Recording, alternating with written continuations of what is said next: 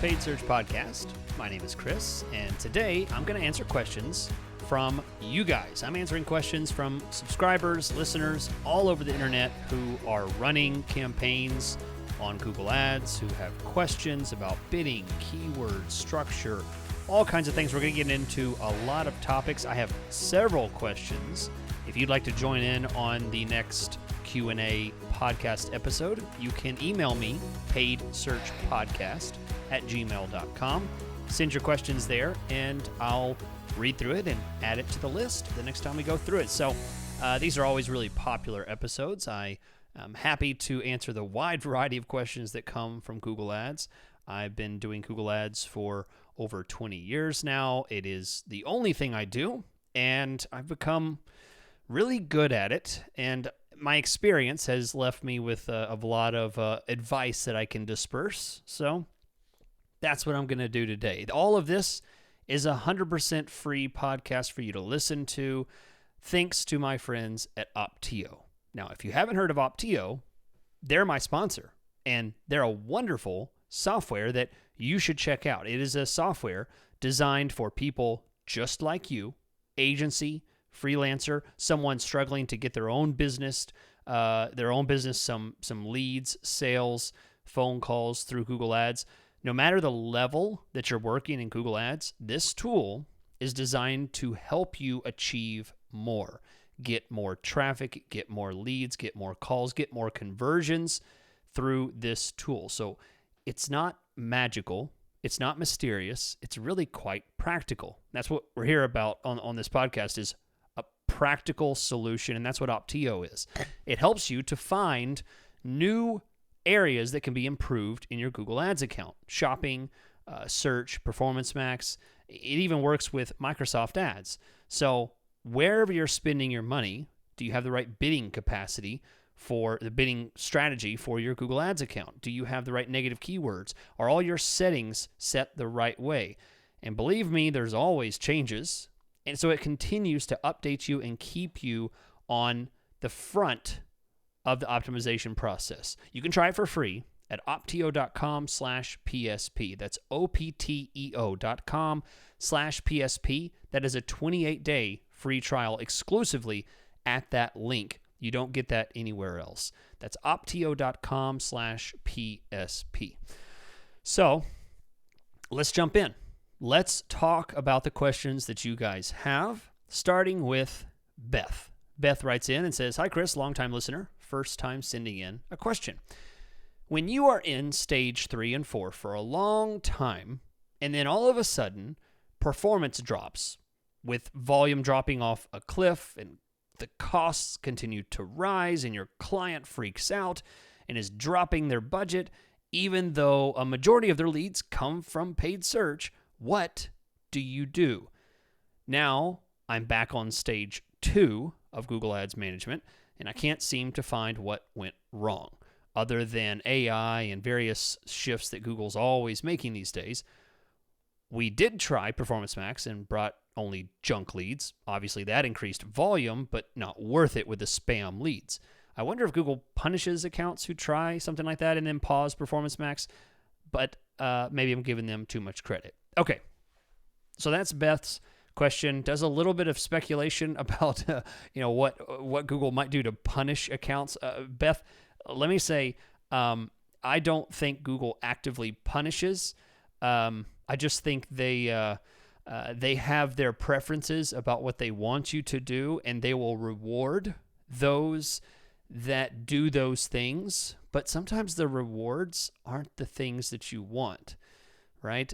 Your reward for mowing the lawn might be to eat a massive hamburger, and it was great while it lasted, but the results of what you got from it may not be what you wanted to get out of that. Sometimes the rewards are, not something that you want after all. So I don't think Google punishes campaigns for not doing what they say, but I do think that there are rewards when it does happen. But sometimes those rewards are not things we want. So let's get back to your main question. You're in stage 3 and 4, which means you're in the latter stages of success in Google Ads.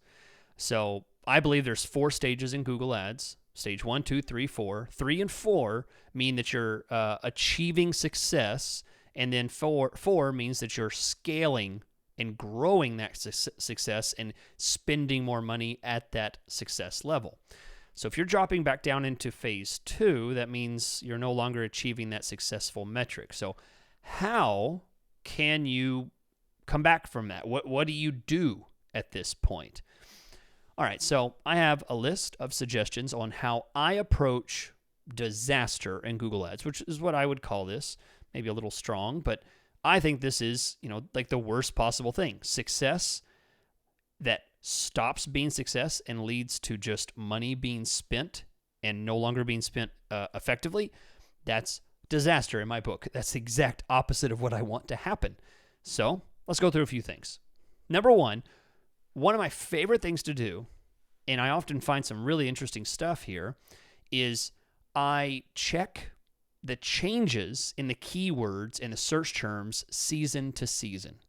So I use the word season to season because I don't want to say month to month, and I don't want to say week to week.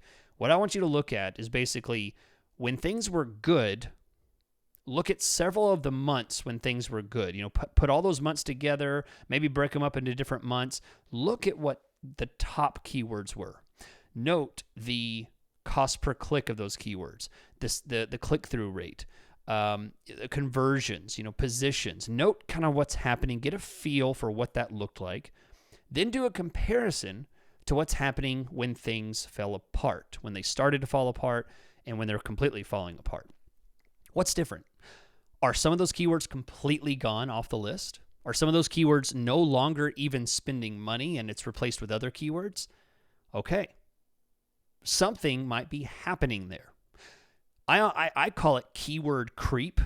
Essentially, the keywords start to shift in the kind of traffic they get, and the search terms no longer resemble what they did before. So now, isolate some of those top keywords. Look at the search terms. Have the search terms changed?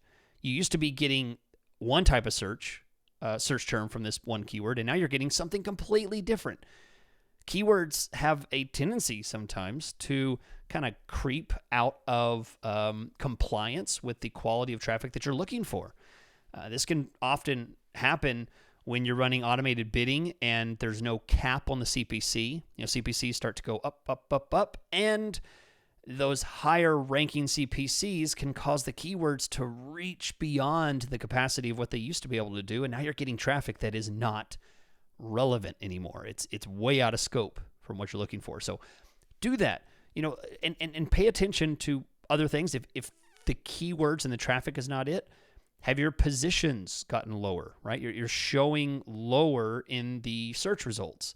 Is there a new competitor that has come in and pushed your ads? Maybe they have a better price. Their ad copy is better and more appealing. It has price in the ad copy, and they're clicking on theirs because they're offering it for $100 and yours is $250. There's all kinds of things with competitors that can cause problems, and that is likely going to bring more questions. You're going to find, oh, this is interesting, and then start digging. I've used this term all the time, and it's still a very relevant term. You have to become a red flag hunter. You have to hunt for red flags in your Google Ads campaign. And this is a great practice to do whenever you're seeing a failing campaign. Go back and check how have things changed. Look at the keywords, look at the search terms, see how they've changed, and then dig from there. Find those red flags, find those failures, and ask yourself why. What's different? What's changed? And go from there. All right, next question comes from Andrew. He says, hey, Chris, I'm getting started as a freelance PPC manager and was hoping you might offer some guidance in the sales side. Well, glad to have you in the trenches with me, Andrew. That's what I do. I've been doing it for a long time. So, specifically, Andrew's trying to find out the best way to structure initial calls with potential clients and what information to gather to provide real value early in the process of that conversation. He says he's torn between creating a slide deck to walk them through or keeping things more conversational and focused. and asking the right questions about their business goals, past performance. And when starting out, what is the most important thing with those first calls? What do they really want to hear and understand? And what questions do you recommend focusing on? All right. Andrew, as you mentioned in your message, I definitely have a lot of experience in this area. I have worked with hundreds and hundreds. I mean, it might be in the thousands at this point, different clients. I've had conversations about Google Ads with many, many people, and many people I have pitched services to beyond my ability to even count. So here is advice based on what I like to do and what I think the client would appreciate, really. You don't listen to this podcast because you hear some kind of self-affirmation, you can do it, kind of bullcrap stuff. I don't do that. I'm not going to say if you really will it, it will become true. And it's a bunch of baloney bullcrap. I'm going to tell you based on what works for me and will make other people happy and like you, because this is what I would want to be approached with if I was in their shoes. All right. So number one, no presentation. I don't use slides. I don't think I have ever used slides or any kind of presentation ever whenever I've tried to pitch or sell my services or explain my services. In fact, what I do is I explain and talk through my services. What you want to focus on is talk about what you will do for them, and the rest of the conversation will flow easily. Okay? So if there's any initial questions, the only thing I'm really interested in at the beginning is this a new campaign that you're starting? Never done Google Ads before, and it's a brand new campaign, or do you have something that's running now? Those are completely different paths and different conversations, at least from the beginning. Okay, so if it's a new campaign, your job is to set their expectations low. I would suggest set expectations low, because your job is to get them traffic. That's not what they called you for, though. Right? Whenever you go to a hairdresser, you want to look more beautiful, more handsome. But in fact, the hairdresser can only cut your hair. They cannot make you more beautiful. And they're not going to tell you that because they want you to have them cut your hair. But, we're talking about trying to be honest and having clarity in the conversation. So I suggest having upfront conversation about here's what you will get from Google Ads, and it's traffic. I can't guarantee leads. Sales and leads are not guaranteed. So setting expectations low and putting them in the right place at the beginning for somebody who's starting Google Ads for the first time, I think is very important. You're not making promises, okay? You are adding clarity. So if you bring clarity to the project and not promises, immediately you're on the right foot. Okay, so the other path is someone who already has been doing Google Ads. So they're obviously calling you because they're not happy or they need something. So your job is to find out, have they been getting no leads at all, no sales, utter failure with the Google Ads account, so they're looking to hire someone to help. Maybe they have some bad managers that they're wanting to get rid of, or maybe things are going well, they just need to pass this responsibility off to someone else. No matter what, you need to find out what is the problem. Why are you contacting me about your active campaign? What can I do to help? Okay, and here's another point. When you're having these conversations, I freely give a lot of information. I share as much as I can to a degree about what I do and what my process is and how it all works. And I don't try and hide behind a mysterious Google Ads. I can't tell you my special formula. Give me a freaking break. I tell thousands, tens of thousands of people all the time what my special formula is. And I still have a job. Anyone who says that Google Ads, we do something so sacred, so special, that we can't share it with anyone. We can't even let you see your Google Ads account because it's so special. those people are liars. They are con artists. They're not telling the truth. No one's doing something so special that it's not been done before. That's ridiculous. Google Ads is the same process. Now, what might be different is perhaps the after the click, right? What happens after the click, but not the Google Ads. It's everyone has this is coming in the door with the same situation. So I share a lot of information. I try and demystify it because otherwise, how would they know I'm not a liar? Right? They come to me for Google Ads advice, and if I give zero indication that I know what I'm talking about, they think I'm just like everyone else. Okay, so be upfront, be honest, share some stuff, and be clear and honest about what they can expect. I've told many people not to run ads at all. I've turned them down for other reasons. I've told them, listen, I've done this before. I don't think you should do Google Ads. I've said that many times. Or, listen, I looked at your Google Ads account.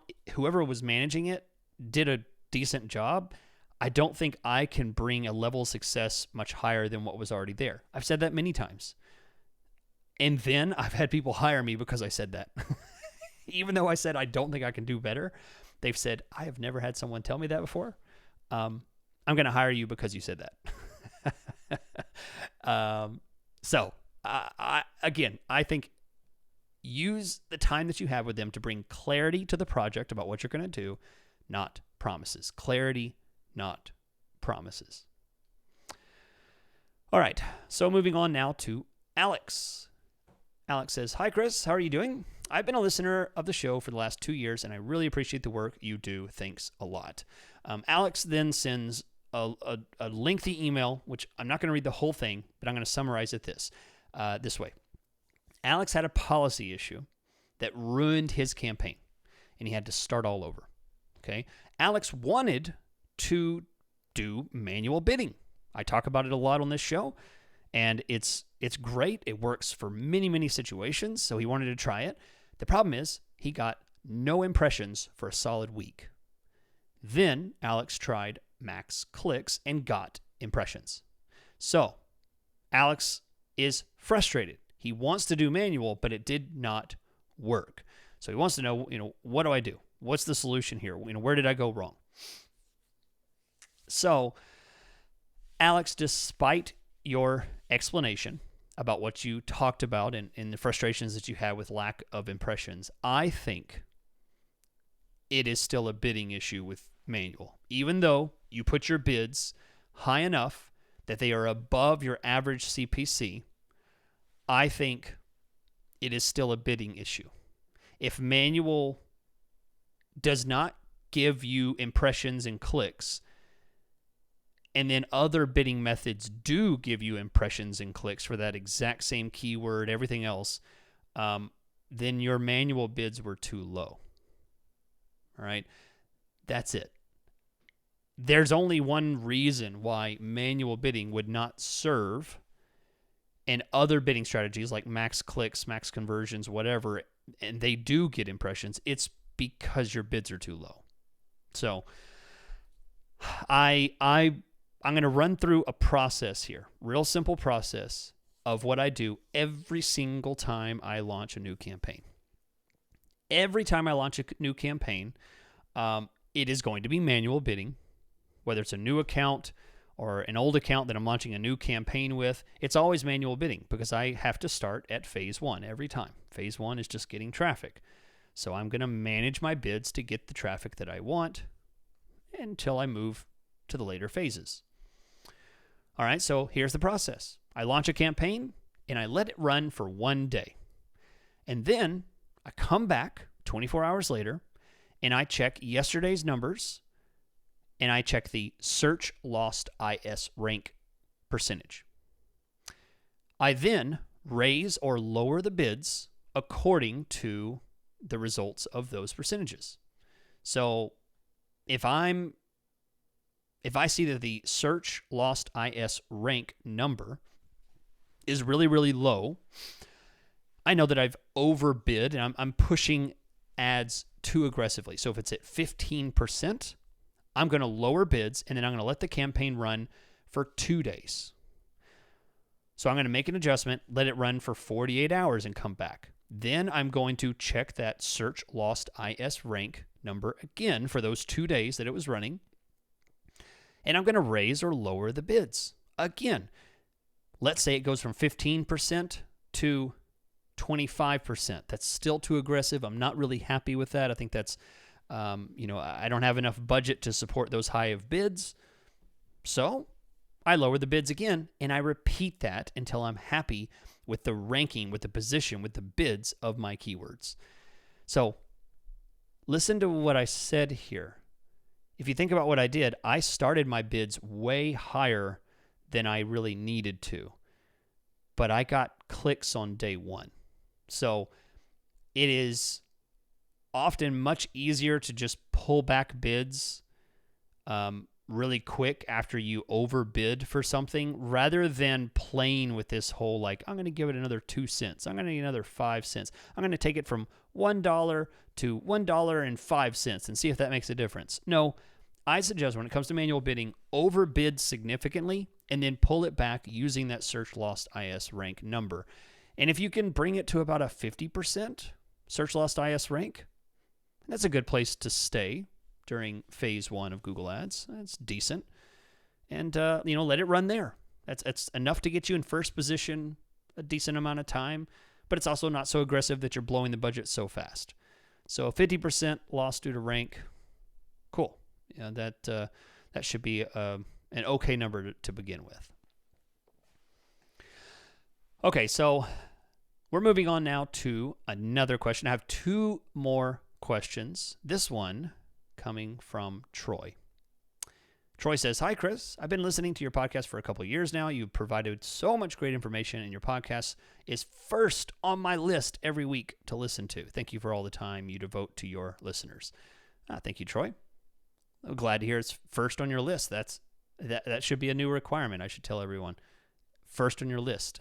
Listen to me first. All right, Troy says, "I run a local dog poop scooping business. It's a large and competitive industry in most major cities, but my area just hasn't caught on yet. I'm still the first local company to even come up when searching for any of my main keywords. My entire challenge is getting people to realize that the industry even exists. I've been running search ads for 3 years, and my best keywords are averaging only about 10 searches a month, and many searches are dropping to 0. Troy then goes on and asks another question and says, "I'm wondering if I should focus my small budget on cheap display, or should I just abandon Google Ads altogether?" And then there's a third question: "Is it better to put a ton of budget on a super small area to dominate it, or should I spread the budget out to a little wider area across the whole service area and just go with initial kind of basic exposure?" Okay, Troy, I actually have a great solution for you here. And number 1, it is not starting a display campaign. I do not recommend running a display campaign. I'm not going to go into it. It's not. I could tell you all the reasons, but if you're going to do it, you're going to do it. But I'll tell you, my advice is no display campaign, no Performance Max campaign. No, don't recommend it. Not even a video campaign. I don't suggest it. I do recommend a wider area. So you'd mentioned, your budget. Should you spread your budget across a wider area or real small? I suggest targeting a little bit wider area than you think you might need. Okay. If you've seen the data that I've seen, and many people have tested and told me about this before, when I talk with other people, they share a lot of their learnings about Google Ads over the years.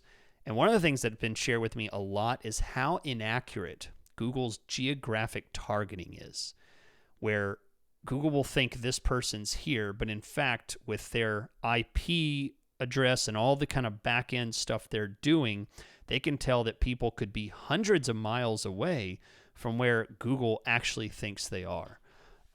So because of that, I typically suggest being more generous with your geographic targeting, more so than you think you need to be, because even though it's a highly technical world we live in, ISPs and GPS and search engine Google's ability to recognize where you are located is still quite poor, I would say. All right, but before you try widening your geographic area, I want you, and you may have already done this because you said you listen to my podcast every week.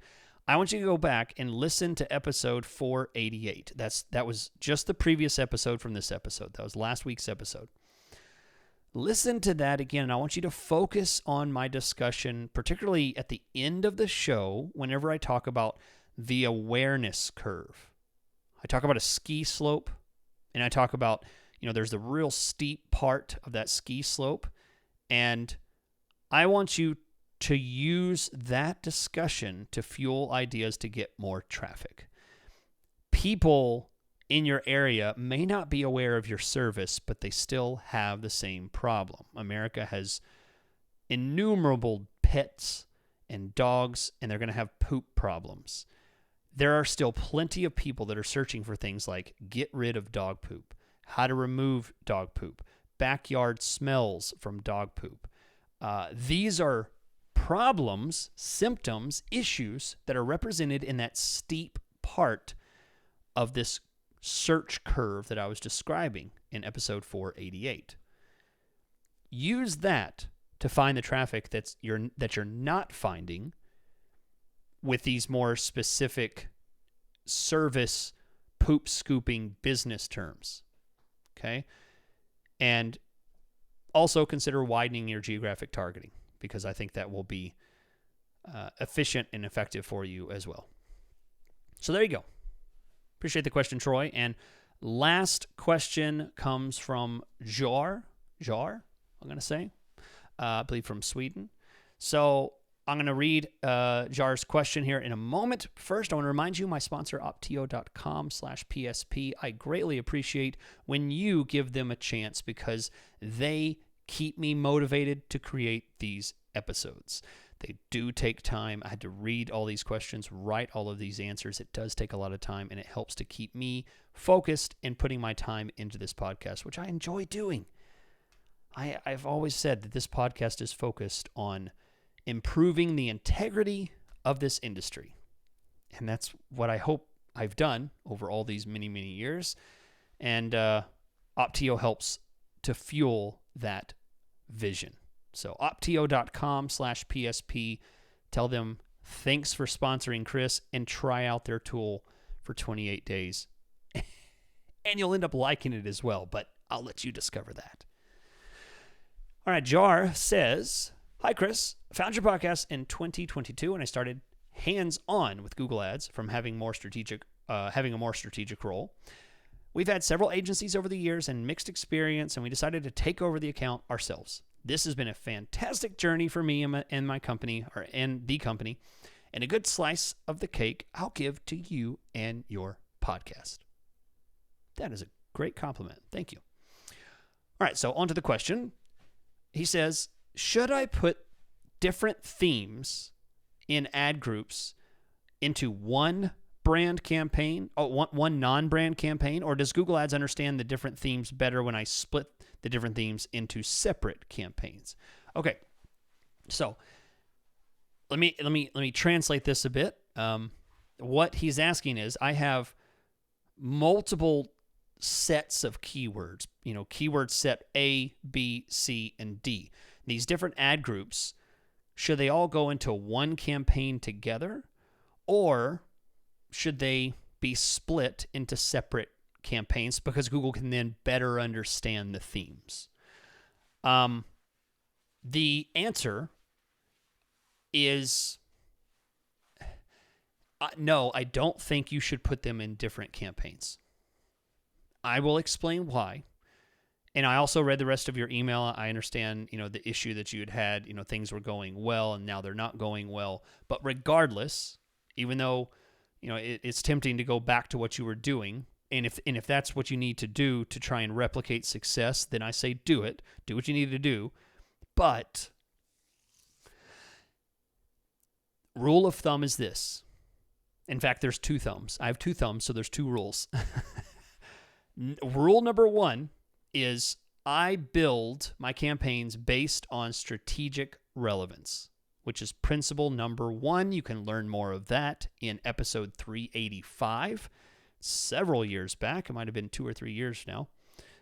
So strategic relevance is principle number 1 in my 10 principles of Google Ads. Okay, so episode 385, listen to that. You'll learn more about strategic relevance and what that means. That is one core principle about how I build my campaigns. Number 2 is simplicity. Unless there's a specific reason for me to add complexity to my accounts, I don't, and I just build everything in one campaign. That's a really simple rule of thumb there. Strategic relevance, and then simplicity. And here's the truth. Changes to campaign structure, I find, is more of a gimmick that might work, it might not work, but if it does work, you'll have no idea why it worked. The fact that it did work could just be a fluke, and you could do the same thing again, and it might not work the second time. I find that these gimmicks, I was just doing an audit on a Google Ads campaign earlier this week, and I saw a company that, had split phrase match keywords into one ad group or one campaign, another exact match keywords into another campaign. This is absolutely ridiculous. This is like a decade old on strategies here. I don't know why anyone would do that nowadays. It's really horrible. And the only reason I ever think someone does something like this is because they don't adhere to the strategic relevance and simplicity rule, and also because it's very gimmicky. It looks complicated. It adds complexity when complexity is not needed. And the only reason you add complexity to something is because you want to sound smart. You want to sound superior to everyone when it's not needed. If you do a good job, you're going to keep your job.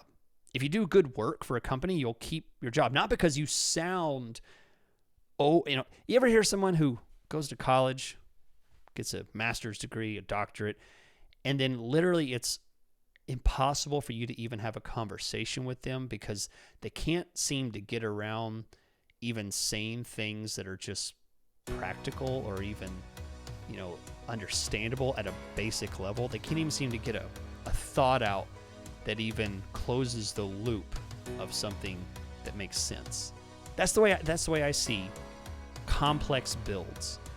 You're just doing that just to add complexity when simplicity often works better. So stick to strategic relevance and stick to simplicity, and I think that is always the best method forward until you find a specific reason to try otherwise. All right, that is it for the show. It is Thanksgiving week, so those of you, those in the U.S. that are celebrating Thanksgiving, happy Thanksgiving to you. I am currently probably eating lots of turkey and food, and then trying to exercise it off unsuccessfully for the rest of the week. I'll catch you guys next week.